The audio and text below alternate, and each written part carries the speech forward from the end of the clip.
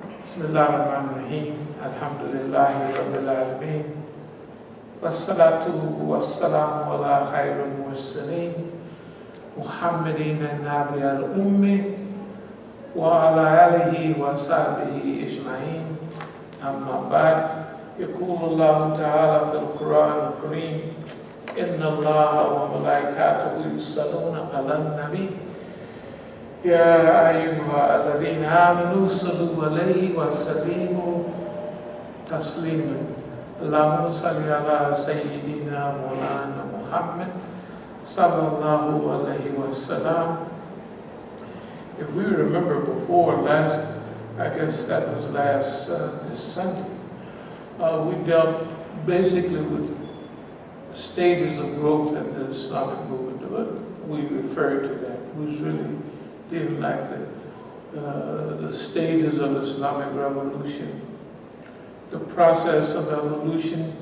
In other words, we've been talking about our own personal selves and our own group and its evolvement.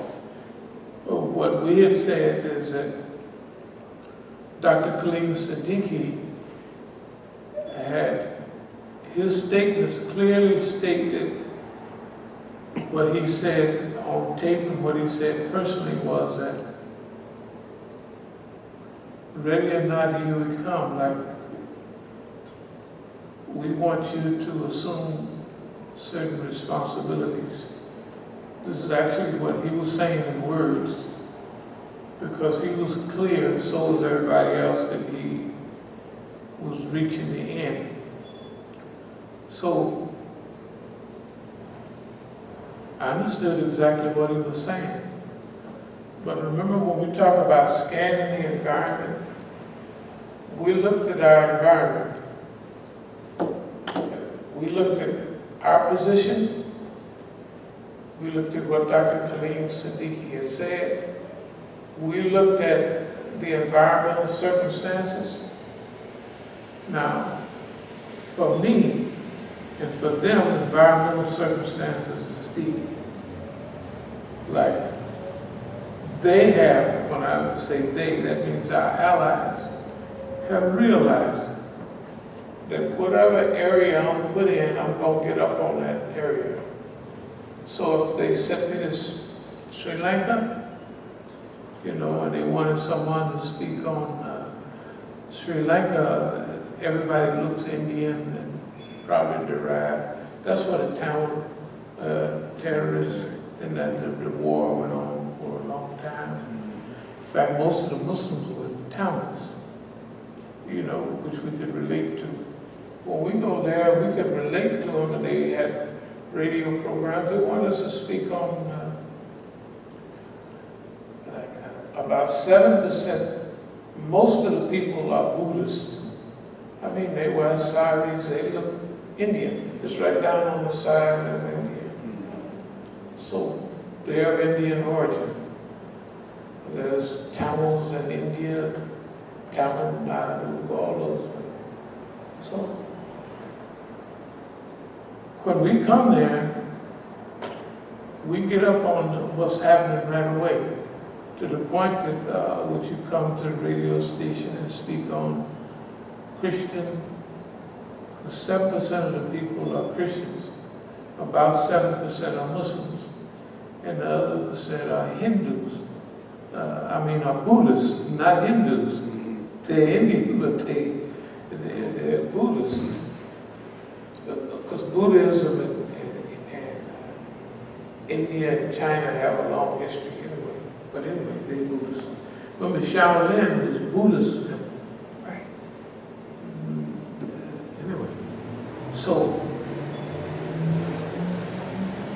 we come from a background of always being able to associate with majorities, other minorities, and make sense of all of it. The point I'm trying to make here is that after Dr. Khalil Siddiqui passed away, they didn't include me in any of the other places, like Turkey. There was a lot of programs in Turkey. They never incorporated me into that, although Everybody's going to Turkey. Muhammad Al-Asi, Muzaffar Bangash, all the other brothers, they going to Turkey. But I'm not, because they know they want that, whatever they're doing, they don't want to be involved in it. And they know if I come there, I'm going to smell the environment. In other words, in one day, I will be functional in that environment. And if we stay there a week, I'm going to lay and laugh and talk with everybody and get a feel of it. And when we come up and talk, they'll think we was there all the time. So the point I'm making is, they never incorporated me into any new stuff. And where we had made a mark, like in Sri Lanka, they sent Rashid and Isa right behind me. We making talks, and he's an Algerian, worked for the UN, at least used to. He would undercut. Like I give a positive speech, they would let him speak after me, and he would undercut it. And I would tell him right there on this podium, look, I said, I'm an African American. If we were not optimistic, we couldn't do nothing in America. People here are 7% of the population. They just like we are in the U.S. Most of the Muslims are Tamils. The other people are Christian and Buddhist. If we're not unified, if we're not optimistic, we're not going to get anywhere. So we went to another place. He did the same thing. I told him, I don't want him coming. What's happening with y'all? In other words, the brothers from Sri Lanka, this shows you how Zafar and them work. Okay, now, here we are. Let's jump to right now. We are moving into Islamic Parliament or Muslim Parliament of North America. And we have scanned our environment. I mean, for this time. And for this time, if you remember 2013 and all that, we was talking about this is the best time. Okay, right now, we're scanning 3 periods of Islamic movement history. We're dealing with the ancient and recent past. In other words, we're dealing with our whole Islamic and movement history. Okay, we're also dealing with our recent Islamic history, which is preparation. When we talk about Muslim Parliament, that means all of the institutions that's necessary, the governmental institutions, the educational institutions, the organizational institutions, everything that we need as a government. Inshallah, we'll put it in place during this time. Also, in anticipation and preparation, we have to look to, let's say, right now, we have to still be 3 steps out there, because there's a lot of things that's happening. I think I mentioned once about a mistletoe, 1953. I mentioned it was 15 years ago when somebody sent a message here that it had about the NSA rogues. It's not us, it's the NSA. The rogue agents within the NSA. That's what they say. All the people that we've been dealing with have made some pretty drastic statements, although they didn't realize what they were saying. But just to be brief, I'll mention our dear brother. Remember I was talking about our brother the other day that had introduced me to drug dealing. We've been friends since we've been 12 years old.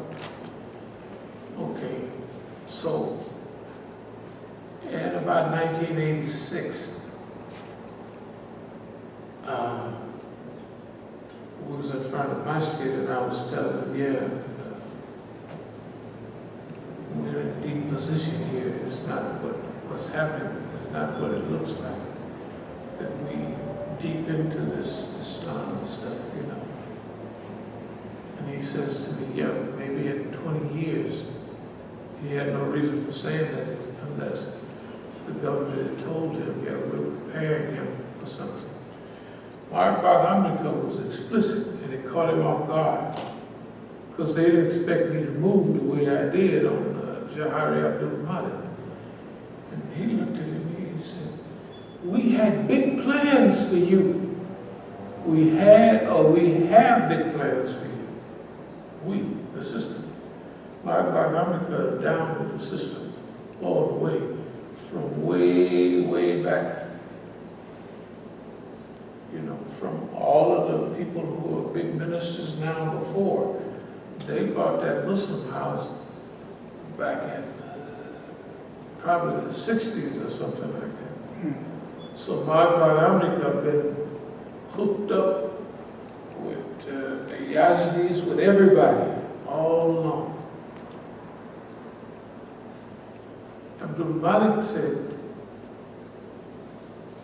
15, I guess this is about 20 years ago now.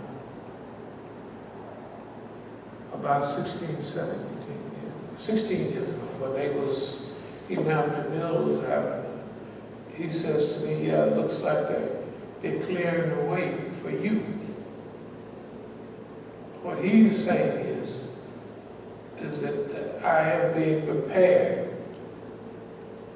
for a long time to fit in as their functionary. The only thing is I'm not cooperating with their arrangement. So all of these people have been very clear. And Muhammad Al-Asi said down there, he said, yeah, they study you, and they recognize your leaders before you do, which is absolutely true. That's why I was tying in that I was just a Nation of Islam from, you know, type.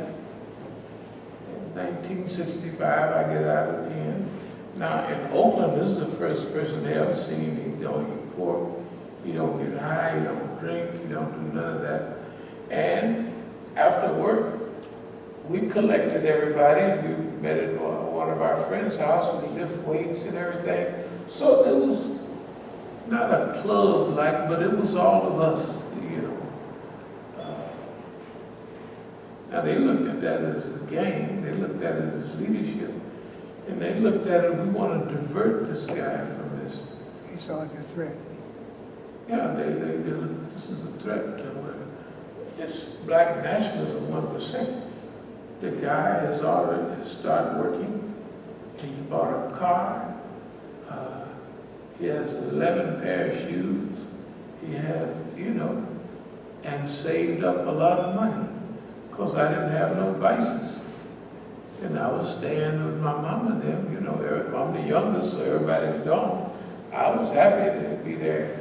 If they hadn't passed away, I would still be there. In fact, we were still at the house. I bought everybody, the rest of my family was still at the house. And I would have been, I didn't want to rent the house out like my sister did. I wanted to leave it as a kind of museum. We would all go by there, you know. This is where we all grew up, but she was a businesswoman. So she didn't look at it like that. Houses are not museums. Museums are museums. But anyway,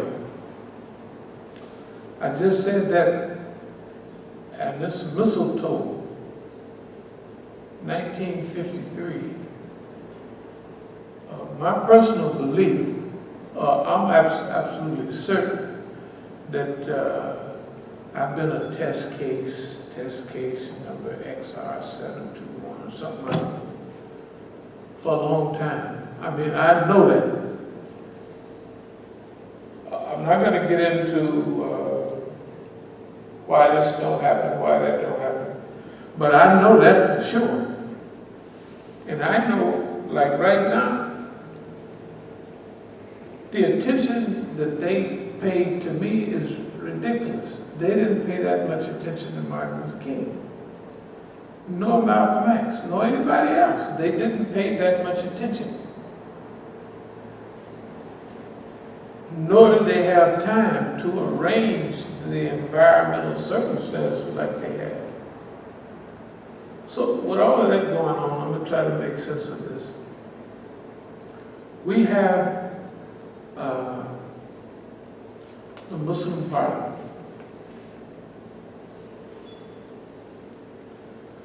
I just have a few things right here. 10 expectations. I don't have all 10 expectations, but there's certain expectations. Now, also, that was certain writings of Dr. Khalid Siddiqui also. If we remember, that was a lot of writings of Dr. Khalid Siddiqui on what he had in mind for the Muslim Parliament. And he talked about certain elements of the Muslim Parliament.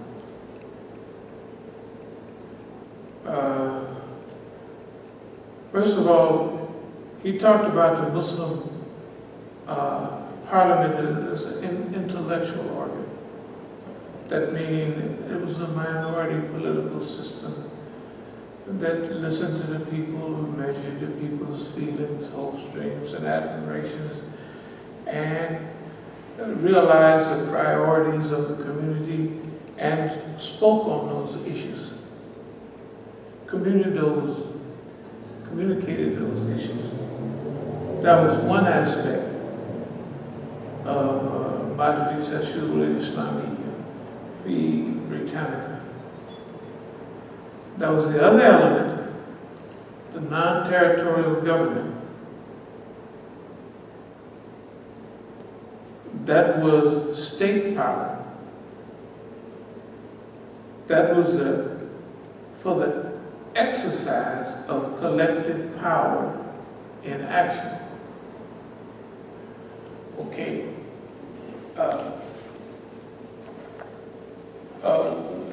That's where we're coming from right now. With that, I'm going to go to a few ayats. These are just preliminary. To those whom against war is made, permission is given to fight, because they are wronged, and verily Allah is most powerful for their aid. They are those who have been expelled from their homes in defiance of right, for no cause except that they say, our Lord is Allah. Had not Allah checked one set of people by means of another, there would surely have been pulled down monasteries, churches, synagogues, and mosques in which the name of Allah has been commemorated in abundant measure.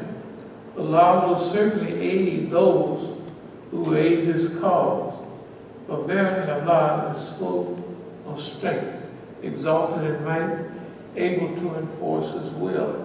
Now, this is the ayat that we use, ayat 41. Bismillahirrahmanirrahim. Alladina in makanahu fil ard aqamu as-salata wa ata az-zakata wa amru bil ma'rufi wa nahy anil munkari wallahi akibatan al-umuri. They are those who, if we establish them in the land, Aqamat as-salat. They establish regular prayer.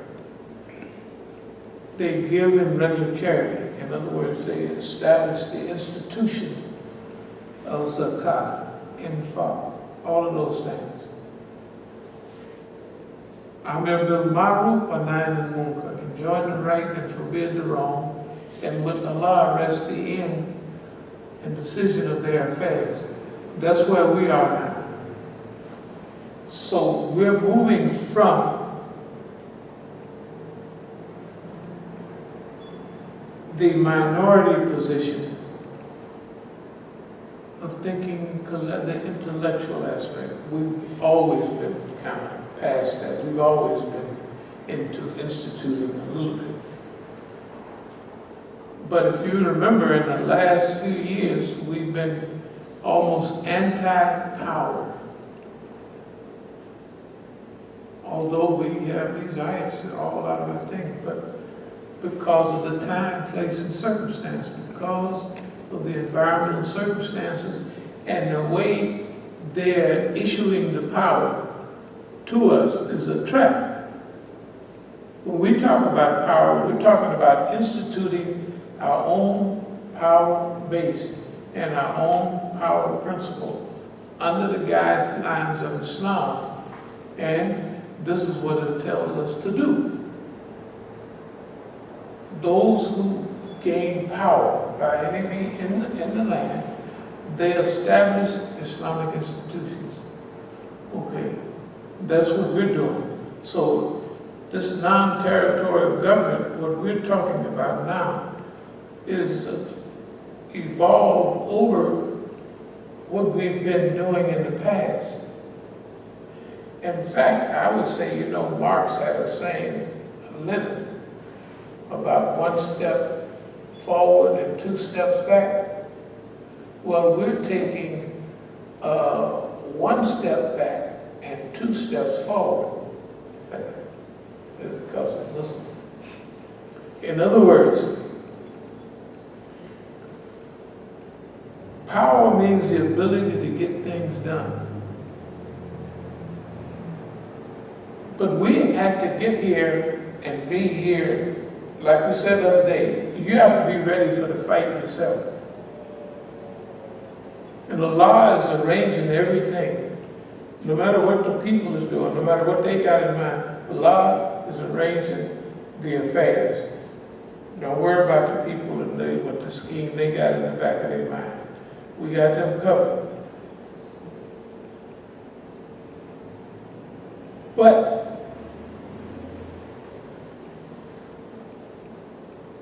the big step is right at the front door, right now. Why do we know that? Because Allah trained you for the fight that you got coming up. Right? I mean,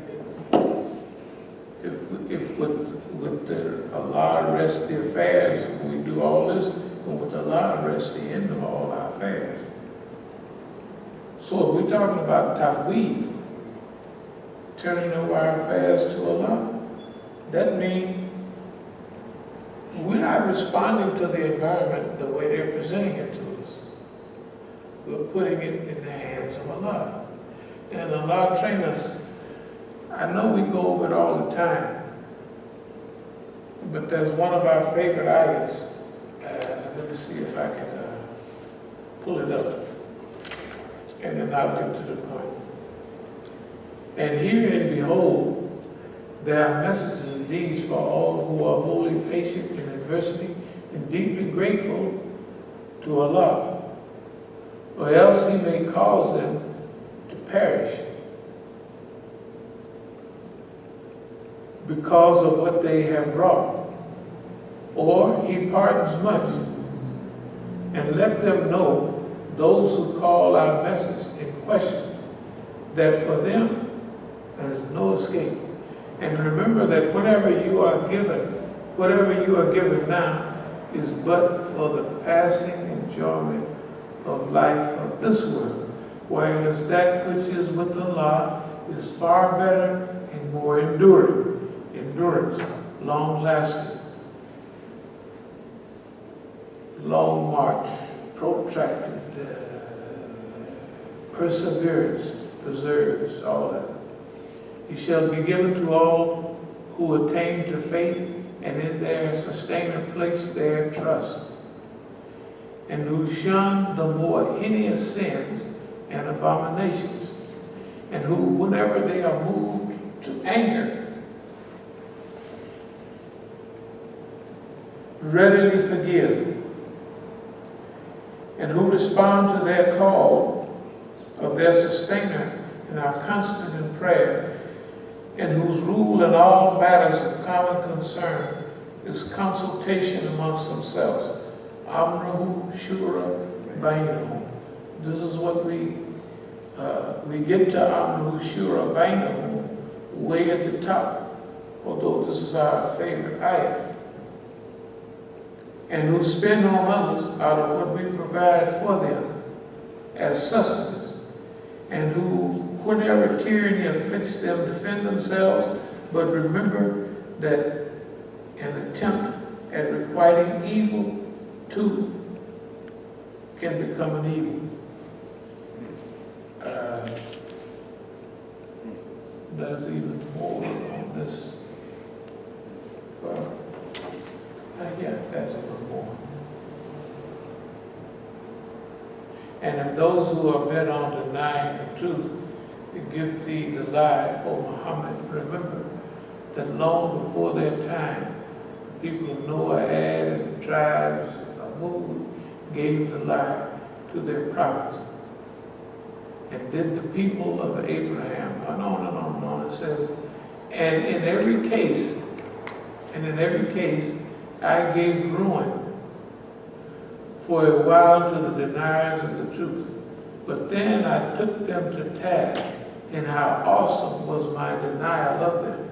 And how many a township have we destroyed because it had been immersed in evil doing, and now they all lie deserted, and their roofs caved in, and how many as well lies abandoned, and how many a castle that once stood high. Have they then never journeyed about the earth, letting their hearts gain wisdom and causing their ears to hear? Yet verily, it is not their eyes that have become blind, but blind have become their hearts and their breasts. I'm going to go back and remember that whatever you are given in this world, pass and enjoy it. Personally, I thank Allah subhanahu wa ta'ala for being immersed in sufficient wealth and power and all that thing that, so that I can taste it. I know what it is. So I don't feel like when we gain big power, big media, big all of that, I don't expect, I'm talking about myself, I don't expect to go through no changes at all about it. I think, okay. You shall be given to all who attain faith in their sustainer and place their trust, that is in the Lord, and who shun the heinous sins and abominations, and who, whenever they are moved to anger, readily forgive. During this recent period, there's been constant poop butt puckified challenges, really, by people that would technically be insulting to you. The things they say would be insulting. The people that say it, the stuff they say would be insulting. It's not. But that's because of this ayat. The stuff that they're saying, if they said it to any other Imam or Imam Jamil and them, that was a trick. That was a trick. I mean, personally, I've been paying attention to what's going on. And they set him up. And it reminds me of those old cases when you'd beat a state case, the feds would come back and get you for sure. So it would be almost worse for you to beat all the state cases, because here come the feds. They put it up. This was a common thing.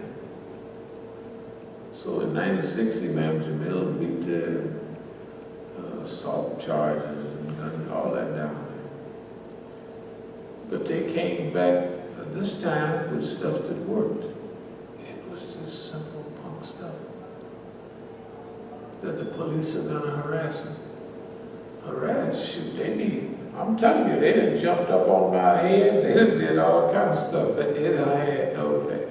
I mean, it has no effect at all, psychologically, emotionally. You know, like white folks say, I feel violated. I don't feel violated at all. I feel just like I walked to the store again. Well, you know, it's the sunnah of all the prophets.